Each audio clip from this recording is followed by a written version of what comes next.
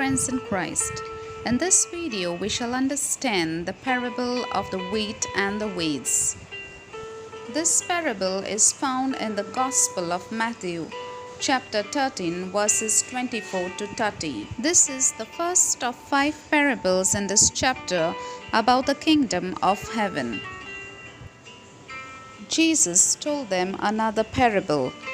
The kingdom of heaven is like a man who sowed good seed in his field.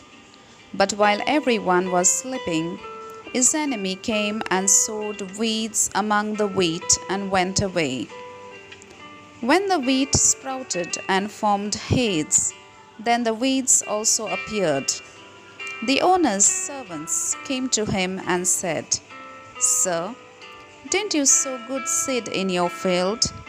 Where then did the weeds come from?" "An enemy did this," he replied. The servants asked him, "Do you want us to go and pull them up?"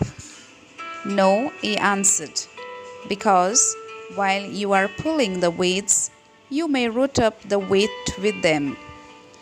Let both grow together until the harvest. At that time I will tell the harvesters, first collect the weeds and tie them in bundles to be burned. Then gather the wheat and bring it into my barn." The meaning of the parable of the weeds is this: Christ sows good seed in the world. The good seed are believers. But at the same time, Christ's enemy, Satan, also sows evil seed, the weeds. The kind of weed mentioned in this parable looks like wheat. Therefore, when the wheat and the weeds begin to grow, it is difficult to tell them apart. In the same way, among believers in the church, there are also weeds, that is, false believers. These are the sons of the evil one, that is, servants of Satan. They say, "I believe." They in some way act like other Christians. They receive the same blessings of rain and sunshine as the good seed, but in fact, they are weeds.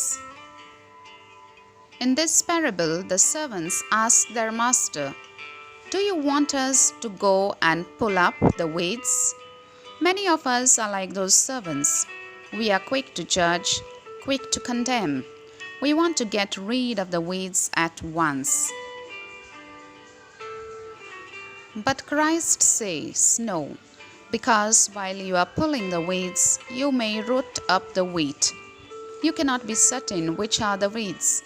Let both grow together until the harvest. Christ teaches in this parable that until the last judgment, there will be evil in the world. Only then will Satan be finally overcome. Only then will the weeds be pulled up and burned. It is not for us to pull up the weeds, that is, to judge and condemn others. That work is only for the Son of Man and his angels.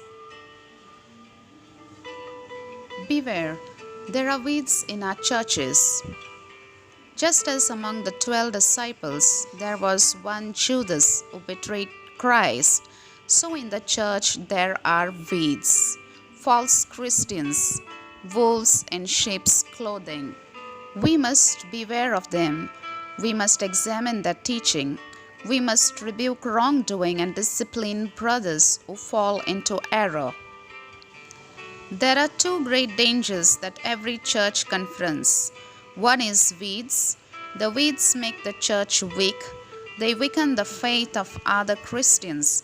They bring dishonor on the church. But the second danger is equally great. It comes from zealous Christians who are quick to pull up weeds.